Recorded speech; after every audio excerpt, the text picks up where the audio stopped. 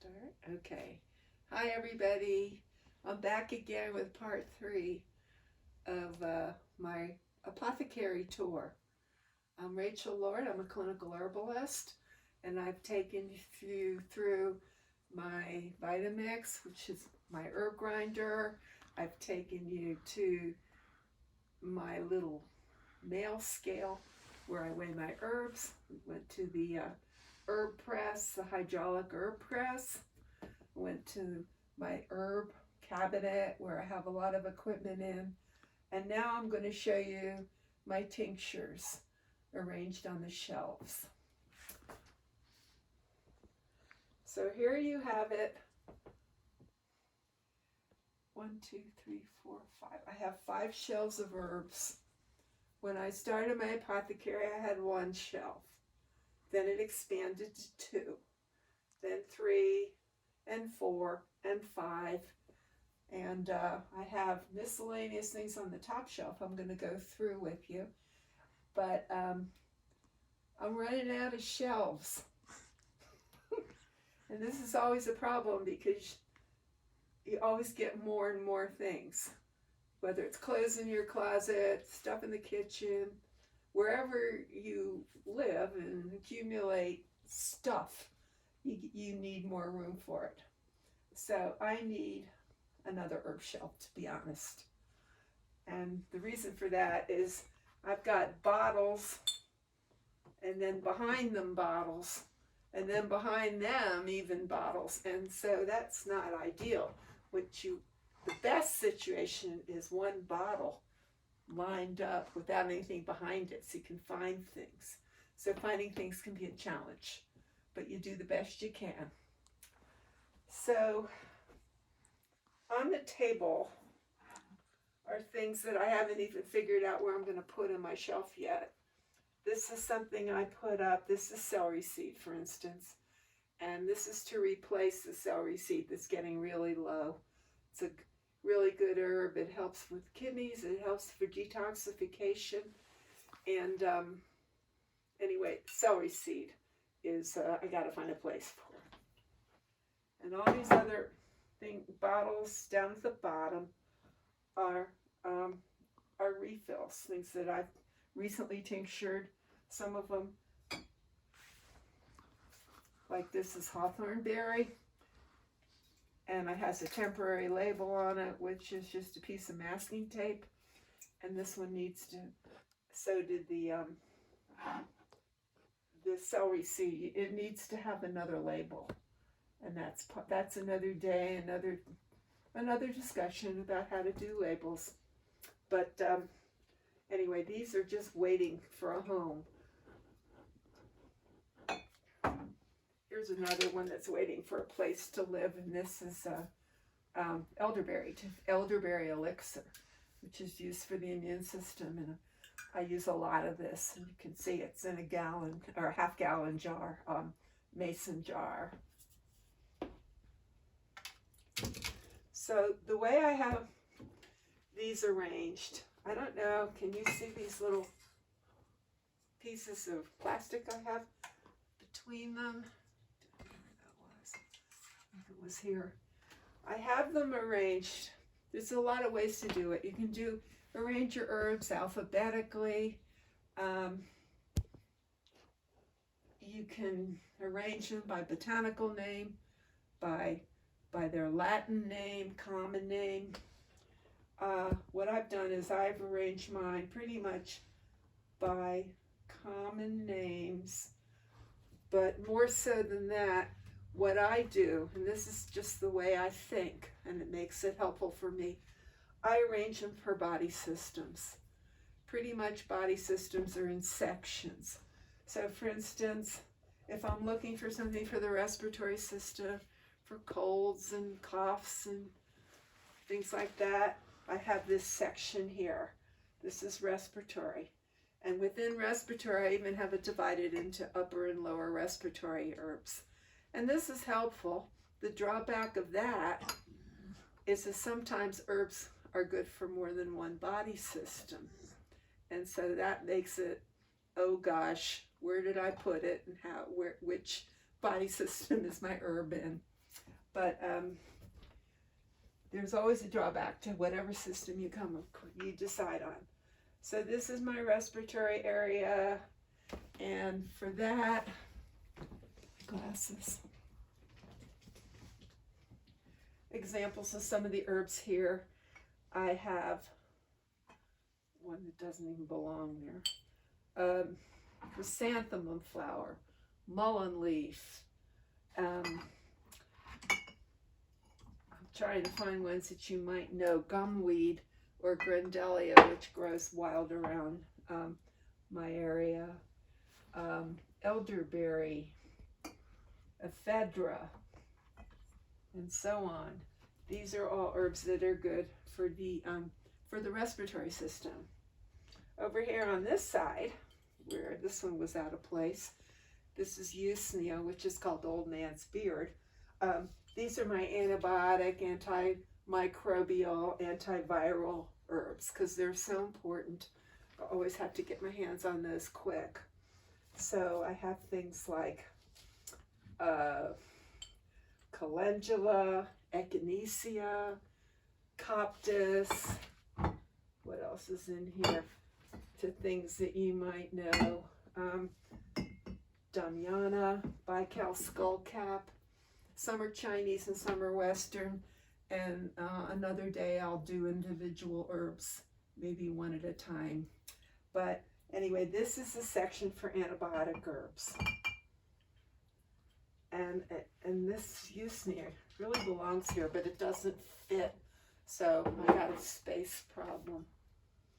Okay, up here in this section over here are reproductive herbs.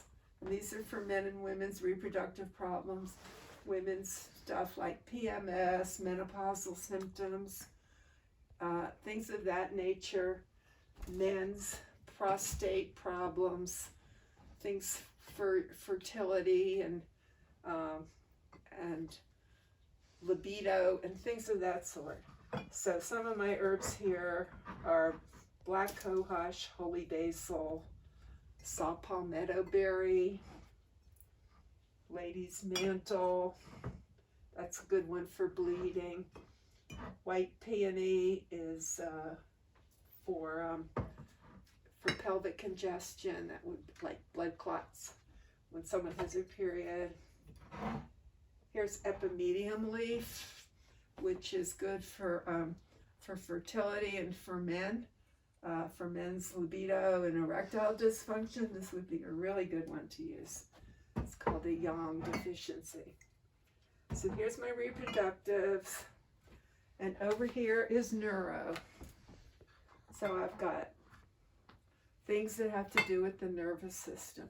These would be herbs that help with pain, help with nerve regeneration, help with sleep, people that need to calm down, such as valerian root would be good for that, or hops, passion flower. Those are all things that are considered nervines that could help you relax and sleep and so on. Here, this one's gotukola. This is for nerve regeneration and energy. This one, of course, needs a label. It's got my temporary label on it, but somehow it found its way up here. Things like lobelia, you've heard of those. Those are all for the nervous system. And then next shelf, from my little marker on over to this marker, this is liver herbs. Milk thistle, you've heard of that, milk thistle seed. A Chinese one called buplorum. Dandelion leaf and dandelion root are all good, wonderful liver herbs. In fact, my dandelion is in a nice little container. I try to find things that are very pretty. This is an old whiskey bottle of some sort that holds my dandelion root. Got a little horse and rider up on the top of the cork. Dandelion root.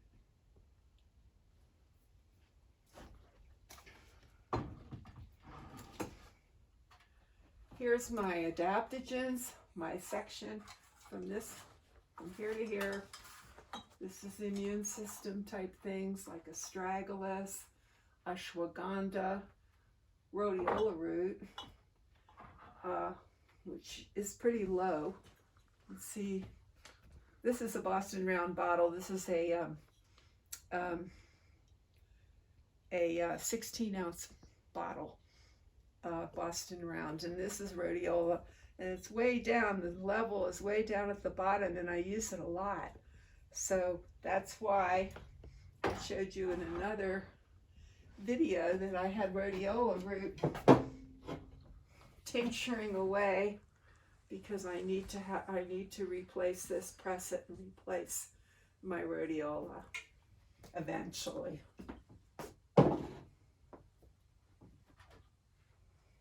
Moving up here, these are, I put these these are called, they're actually lymphatic drainers or blood cleansers. That's the old-fashioned word for them. And this is nettle, devil's claw, celery seed, cleavers, red root, things of that sort. That's a whole other category of herbs that's very important. So I have my own little section for that. And here is the urinary stuff. For urinary tract infections, goldenrod. Goldenrod is a plant that grows wild all over the world, and I'm always collecting goldenrod because I use a lot of it for kidneys. It's a good diuretic. Uva ursi. Now that's a uva ursi. That's bearberry. That's good for urinary tract infections. So I really could have it up here, or I could have put it down here in my antibiotic section. But I always think of it as a kidney herb, so I stick it up in my kidney section. Okay. And then this is GI. This is for the gut. I have blackberry leaf, for instance. Blackberry leaf is really good for diarrhea. It's an astringent. It stops, wonderful for stopping diarrhea. I have white atractylotis and an Ayurvedic or Indian combination. It's called triphala, and it's 3 different herbal fruits put together in a combination that is a real good tonic for the GI. And then moving up,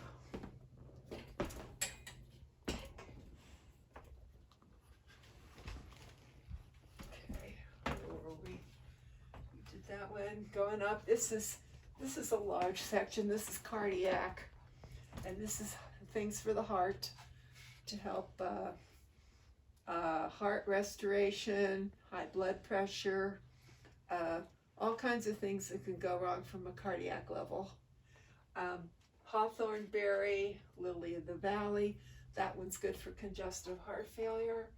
It tends to help the venous return of blood from the legs. Sichuan lovage, which is a Chinese one. And then I've kind of stuck endocrine in here with it too. So I have something like bilberry fruit, which is good for a diabetic situation. The bilberry fruit's kind of like blueberries. It's another species in the blueberry genera. And bilberry fruit and leaf. The leaf is actually better for glucose metabolism. Salvia danshen. Olive leaf. You've heard of olive oil being good for being very healthy kind of oil to cook with. Well, olive leaf is really good for high blood pressure, and that might be why the Mediterranean diet that loves olive oil has been, the people that adhere to that kind of diet that has a lot of olive oil in it have very low incidence of cardiac problems and coronary artery disease. So that is cardiac. And then up here I've got another section is musculoskeletal, and this is for all the aches and pains and problems that people have, bad backs, bad knees, bad shoulders, you name it. All the aches and pains of daily life, things like prickly ash bark, which in the Chinese genre it moves qi and blood, which is very necessary to do for muscle pain. Another great Chinese one is Nodo ginseng, Panax Nodo ginseng. It's called San Chi. I know you can't see it. There's nothing much to see. It's another Boston round bottle, but this is precious and this is an expensive herb, but it's indispensable for trauma. I know you've heard of comfrey root. Comfrey root is up here in the musculoskeletal, and it helps bones heal. Someone has a fracture, that comfrey would be great. But comfrey is also good for the gut, and it also helps to restore the flora in the gut lining, and for leaky gut. So the comfrey could have been down in my GI section, but I kind of remember that's where it is. So these are my herbs. Up here I have some essential oils that are covered up and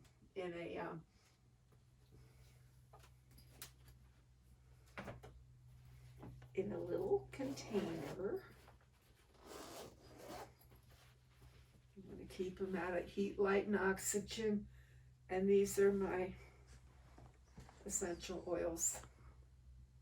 And these, they smell good. And these are also another topic on another day. There's some books up here. Some empty bottles. And some dried herbs that really shouldn't even be up here. It's a bad place to store them. They should have been in a closed container. But here's some hawthorn berries.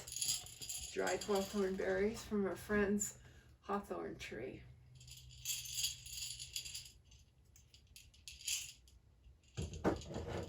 So that concludes my tour. And I've hoped you've enjoyed perusing my Apothecary, and come again next time.